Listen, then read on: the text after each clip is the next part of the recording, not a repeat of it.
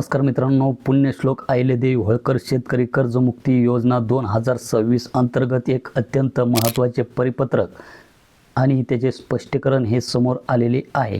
तर गावात जी काही प्रसिद्ध झालेली यादी आहे आणि ऑनलाईन पोर्टलवरील थकबाकीच्या रकमेत फरक का आहे, त्याचप्रमाणे आधार प्रमाणीकरण म्हणजेच ई-KYC कसे करायचे आणि कर्जमाफीची रक्कम खात्यावर कधीपर्यंत येणार, या सर्व प्रश्नांचे सहकार आयुक्तांनी काढलेले अधिकृत परिपत्रक आज आपण एकदम सोप्या भाषेत समजून घेणार आहोत। तर व्हिडिओ आज शेवटपर्यंत नक्की पहा।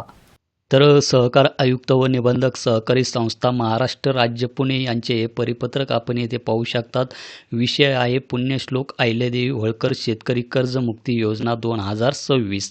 योजनेअंतर्गत गाव पातळीवर प्रसिद्ध झालेल्या व्यापारी बँकांच्या यादीतील NPA नुसार कर्जमाफीस पात्र रकमेबाबत स्पष्टीकरण। वरील विषयाकडे आपले लक्ष वेधण्यात येत आहे। राज्य शासनाने दिनांक 2 जून 2026 रोजीच्या शासन निर्णयाद्वारे पुण्यश्लोक अहिल्यादेवी होळकर शेतकरी कर्जमुक्ती योजना 2026 ही योजना जाहीर केली आहे। या योजनेमध्ये कर्जमाफी, एक वेळ समझौता योजना म्हणजेच OTS व प्रोत्साहनपर लाभ या 3 घटकांचा समावेश आहे। विषयांकित योजनेअंतर्गत कर्जमाफी व एक वेळ समझौता घटकाकरिता योजनेच्या पोर्टलवर बँकांनी एकूण 31.17 लाख कर्ज खात्यांची माहिती सादर केली आहे। बँकेमार्फत सादर केलेल्या कर्ज खात्यांचे महाआयटी मार्फत योजना निकषानुसार संगणकीय संस्करण करून दिनांक 25 जुलै 2026 रोजी एकूण 16.96 लाख कर्ज खात्यांची यादी आधार प्रमाणीकरणासाठी प्रसिद्ध करण्यात आली आहे।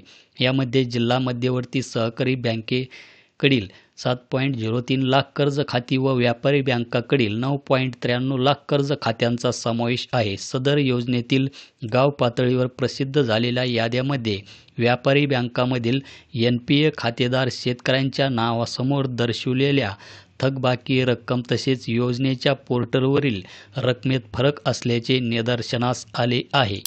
याबाबत खालीलप्रमाणे स्पष्टीकरण देण्यात येत आहे। नंबर 1, गाव पातळीवर प्रसिद्ध केलेली यादी व योजनेच्या पोर्टलवरील शेतकऱ्यांच्या थकबाकी रकमेत फरक असल्यास योजना पोर्टलवरील थकबाकीची रक्कम ग्राह्य धरावी।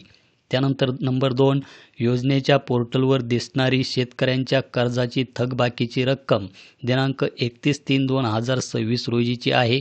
शासनाने दिनांक 1/7/2026 रोजीच्या पत्रान्वये सर्व बँकांना 1/4/2026 नंतरच्या व्याजाची रक्कम न आकारण्याच्या सूचना दिलेल्या आहेत व सर्व बँकांनी त्या मान्य असल्याचे लेखी कळविले आहे।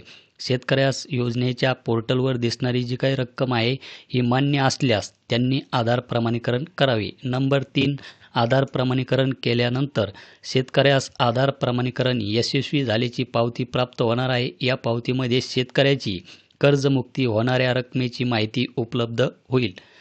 त्यानंतर नंबर 4 आहे, आधार प्रमाणीकरण केल्यानंतर शेतकऱ्यांचे दिनांक 31/3/2026 वरील कर्जबाकीच्या लाभाची रक्कम त्यांच्या कर्ज खात्यात DBTद्वारे जमा केली जाणार आहे। उपरोक्त कर्जमुक्तीनंतर शेतकऱ्यास कर्ज बेबाकी प्रमाणपत्र देण्यात येणार आहे। त्यानंतर नंबर 5 आहे, कर्जमुक्ती झाल्यानंतर सर्व कर्जमुक्ती शेतकऱ्यांच्या याद्या संबंधित बँकेच्या शाखेत व विविध कार्यकारी सेवा संस्थांमध्ये लावण्यात येतील। नंबर 6, कर्जमुक्तीचा लाभ मिळालेल्या सर्व शेतकऱ्यांना संबंधित बँकेमार्फत खरीप पीक कर्जाची उपलब्धता होणार आहे। नंबर 7, योजनेच्या पोर्टलवरील रक्कम किंवा पोर्टलवरील शेतकऱ्यांच्या कर्जाबाबत इतर कोणताही तपशील शेतकऱ्यास अमान्य असल्यास त्याने पोर्टलवर तक्रारीची म्हणजेच ग्रीव्हन्स नोंद करावी। सदर तक्रारीचे निराकरण जिल्हाधिकारी यांच्या अध्यक्षतेखाली जिल्हास्तरीय समिती मार्फत केले जाईल। उपरोक्त स्पष्टीकरण आपले स्तरावरून सर्व शेतकरी, निवेदनकर्ते, आपले सरकार केंद्र चालक यांच्या निदर्शनास आणून द्यावेत। तर अशा प्रकारचे हे महत्त्वाचे परिपत्रक मित्रांनो आपण या व्हिडिओमध्ये बघितलेले आहे। तर ही माहिती इतर शेतकरी बांधवापर्यंत पोहोचवा। धन्यवाद।